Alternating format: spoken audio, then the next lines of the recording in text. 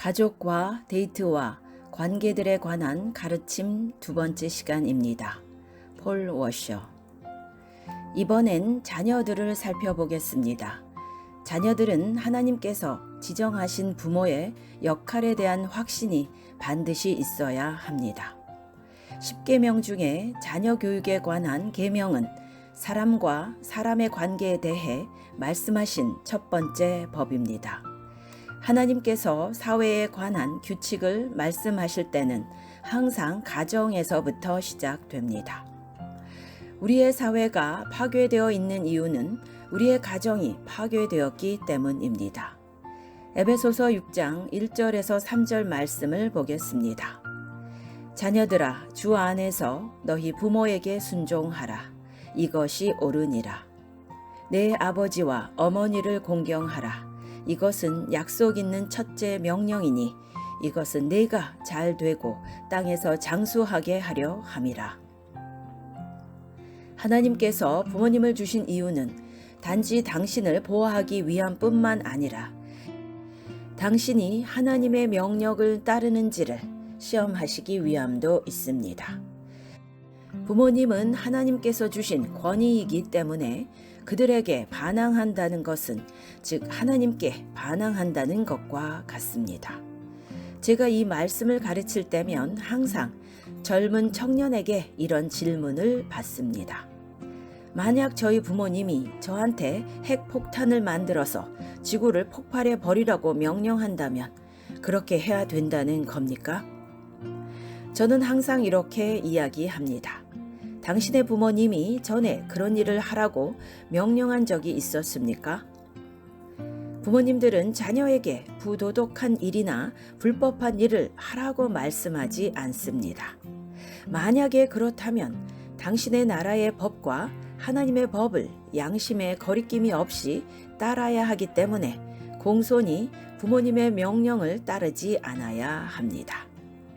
하나님께서 가르쳐 주시는 것은 비록 당신 생각에 부모님이 옳지 않은 것 같더라도 순종하면 당신에게 이롭다는 것입니다. 이것은 부모님의 말씀을 듣고 곧바로 순종하라는 것입니다. 아프리카에 있는 한 선교사의 이야기를 예로 들어보겠습니다. 어느 날 그는 집 밖에 있는 나무 아래에서 놀고 있는 아들을 보았습니다. 그의 아들은 나무 아래서 이리저리 돌아보고 있었습니다. 그가 아들을 보았을 때 엎드려 라고 소리쳤고 아들은 즉시 엎드렸습니다. 그리고 그는 나에게로 기어와 라고 소리쳤고 아들은 즉시 기어갔습니다. 그는 일어나서 나에게로 뛰어와 라고 소리쳤고 아들은 즉시 일어나서 달렸습니다. 참 이상한 아버지라고 생각하실 수 있습니다. 근데 아닙니다. 그 아이의 머리 바로 뒤에는 나무에서 내려온 독사가 있었습니다. 만약에 그 아이가 당신이었더라면 바로 죽었을 것입니다. 왜냐하면 아버지가 엎드려 라고 소리쳤을 때 당신은 왜요? 또는 싫은데요? 또는 내가 엎드려야 될 10가지 이유가 뭔데요? 라고 말했을 것이기 때문입니다. 제 부인은 라틴 아메리카 사람이라서 저의 작은 아들이 이유가 뭔지 알려주세요 라며 반항하기 시작하면 그녀의 머리는 좌우로 설레설레 이렇게 움직이기 시작합니다. 그리고 그것은 모두에게 집에서 나가라는 경고입니다. 저는 제 아들을 보면서 미안해, 이건 네가 혼자 해결해야 될 문제야 라고 이야기합니다. 제 부인은 이유가 알고 싶니? 그래, 가르쳐주지. 나는 너의 엄마이고 그게 이유의 전부야 라고 말합니다. 순종함으로 배움으로 우리의 삶을 구할 수 있습니다. 지시를 따르는 것을 배우는 것은 좋은 것입니다. 주 안에서 부모님께 순종하라고 하였습니다. 제 아들이 불순종을 하면 저는 그를 훈계해야 합니다. 저는 아들에게 항상 이렇게 설명합니다. 아들아, 나는 하나님의 권위 아래 있는 사람이란다. 내가 너에게 하라고 한 것은 성경의 이 구절에 기반을 둔 것이란다. 내가 나에게 불순종한 것보다 하나님의 말씀에 더 불순종한 것이란다. 나는 아무 권위도 없단다. 이것들은 나의 생각이 아니라 하나님의 법이란다. 제가 재미있는 예를 들었지만 정말 중요한 부분이니 잘 들어 주십시오. 만약 자녀들을 당신의 권위로 다스린다면 그들은 당신에 대해 몹시 비판적이 될 것입니다. 그들은 아빠도 실수할 수 있는 사람이면서 왜 내가 아빠의 말을 따르라 하죠? 라고 말할 것입니다. 하지만 당신이 하나님의 말씀으로 자녀에게 이야기한다면 그것은 누구보다 높은 하나님의 권위가 있는 것입니다. 자녀들아, 주 안에서 너희 부모에게 순종하라. 이것이 옳으니라 라고 하였습니다. 저는 하나님께서 자신의 권위와 하나님으로서의 권리를 펼치시는 것을 정말 좋아합니다. 그리고 하나님께서 아이들을 얼마나 잘 이해하시는지 놀라울 따름입니다. 하나님께서는 자녀들아, 주 안에서 너희 부모에게 순종하라 라고 말씀하시면 아이들은 왜요? 라고 질문할 것을 아시고 이것이 옳으니라 라고 대답해 주십니다. 아이들이 왜 그것이 옳은 거죠? 라고 물어본다면 그분께서는 더 이상의 설명을 하시지 않아도 됩니다. 저희가 누구라고 하나님께 말대답하겠습니까? 토기장이가 직접 진흙으로 빚은 질그릇에 대한 권한이 있는 것이 당연하지 않습니까?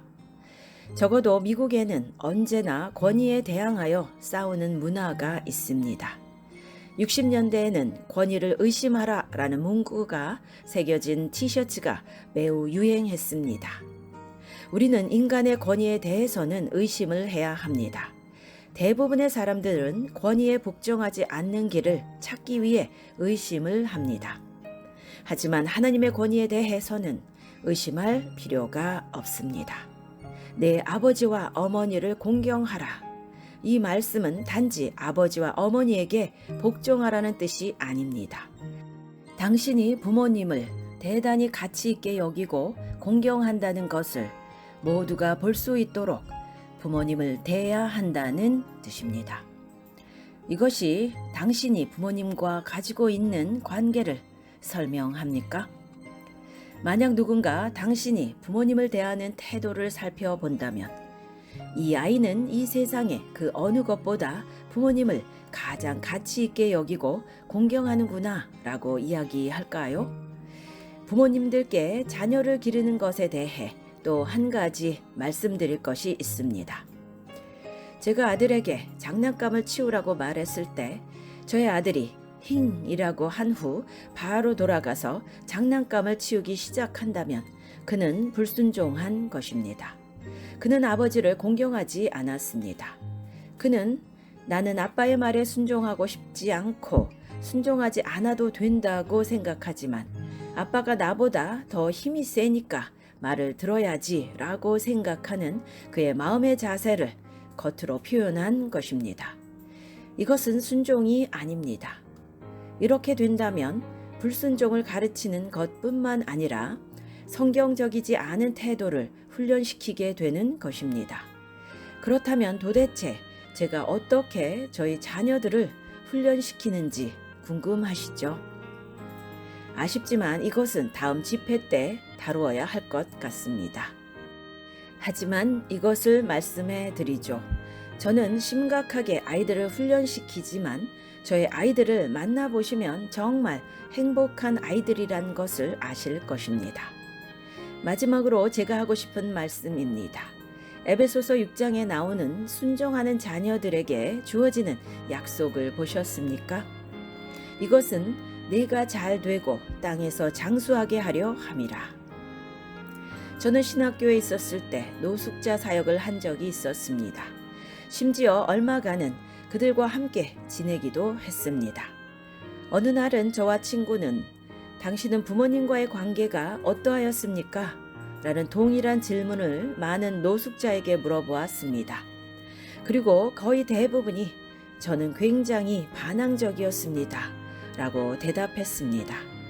만약 당신의 삶이 주된 권위에 반항한다면 당신의 삶의 다른 모든 권위에 대항하는 것은 어려운 일이 아닐 것입니다.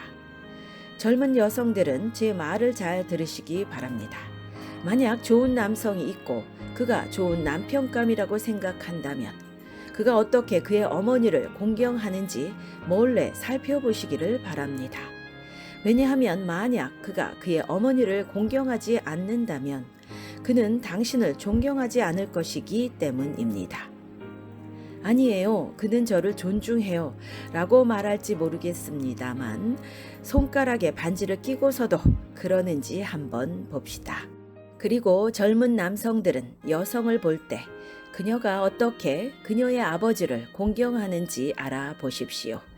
왜냐하면 만약 그녀가 그녀의 아버지를 공경하지 않는다면 당신도 존중하지 않을 것이기 때문입니다. 처음엔 너무 아름답고 사랑스럽게 보이지만 결혼하자마자 여자 킹콩으로 변한 것입니다. 저는 미국인이라서 알고 있는 문화가 이 정도뿐이란 걸 이해해 주십시오. 이 주제에 많은 시간을 보내고 있다는 것을 알지만 정말로 중요한 부분이기 때문에 다음 시간에도 계속 다뤄야 할 것 같습니다. 남은 시간 동안 레크리에이셔널 데이팅에 대해 소개하겠습니다. 도대체 그게 뭐냐고 물으실 것입니다. 이것은 여러분 대부분이 하시는 것입니다. 저는 젊은 남성과 여성이 사귀고 데이트를 하는 것을 봅니다. 그들이 20살이라고 가정합시다.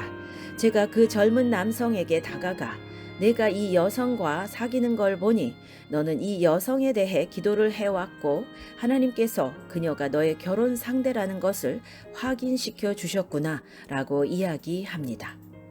그러면 그는 아니요, 전 20살이에요. 아직 결혼하지 않을 거예요.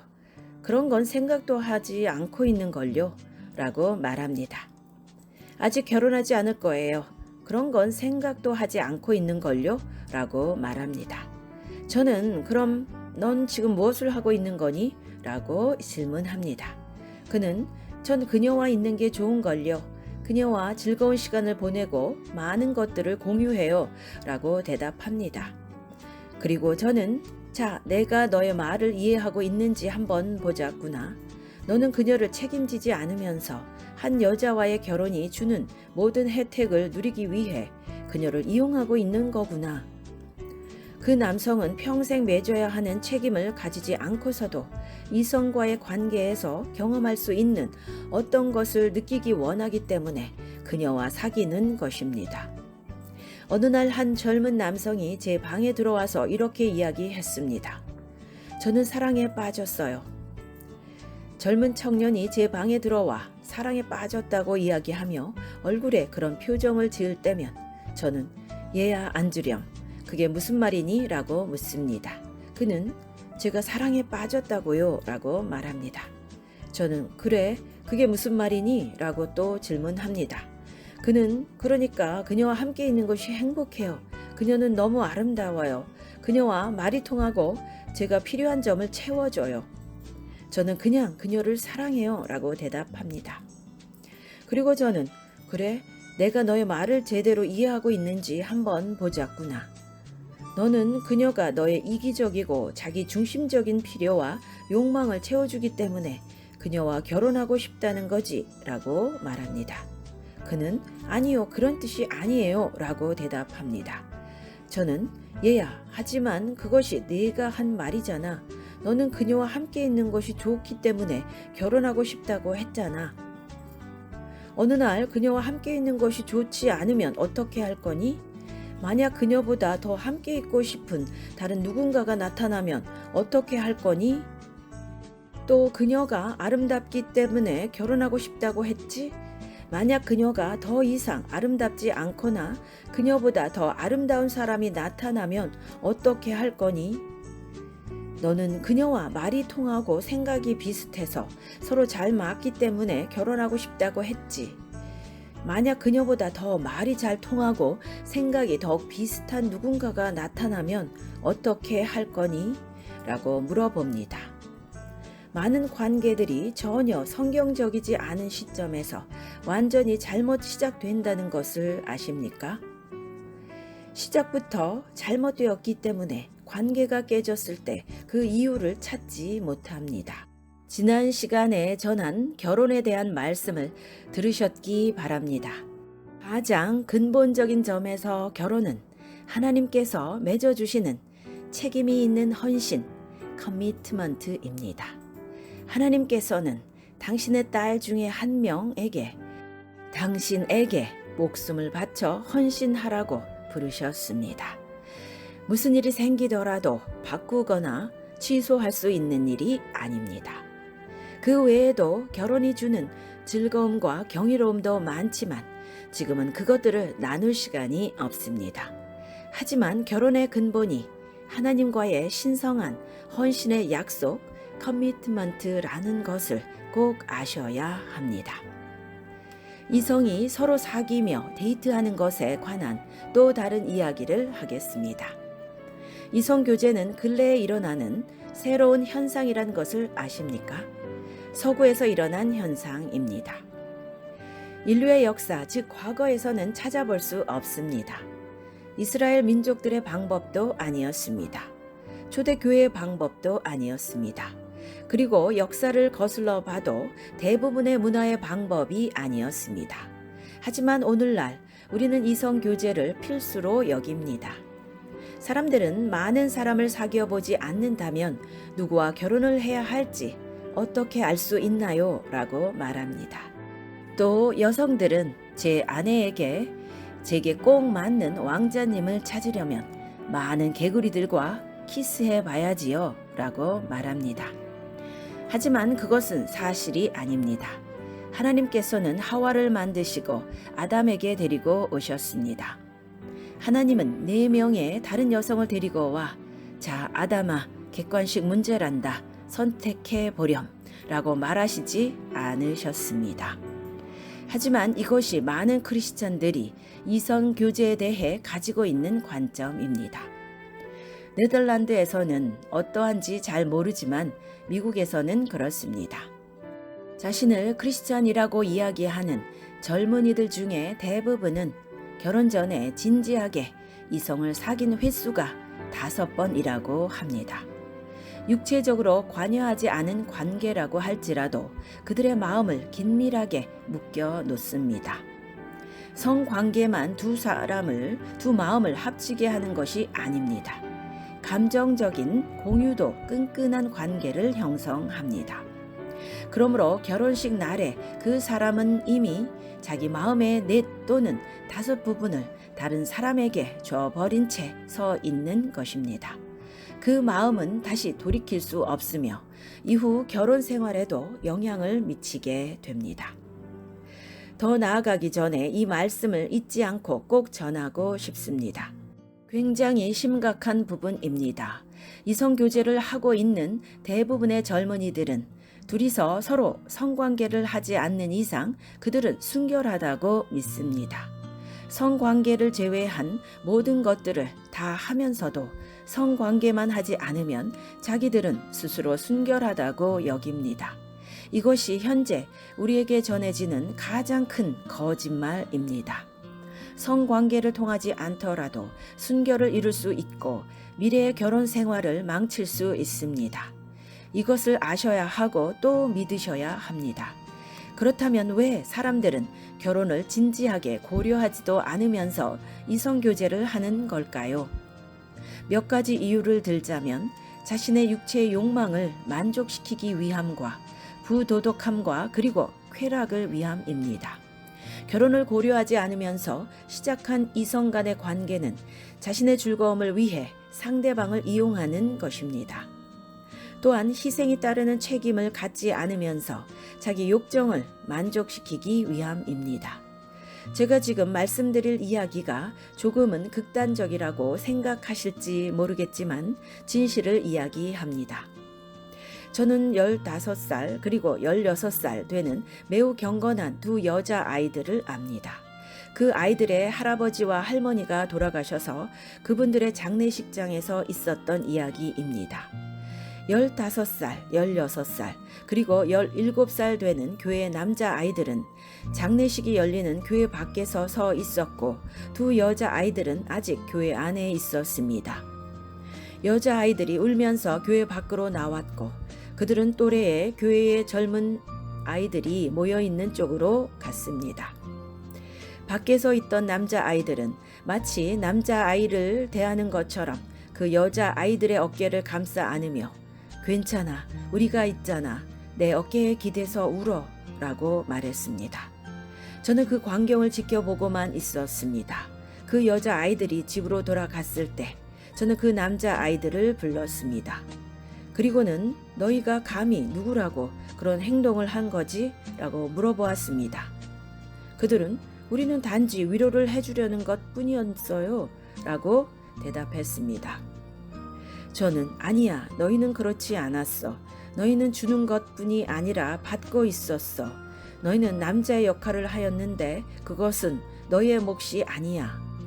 그것은 그들의 아버지의 역할이지 너희의 것이 아니야.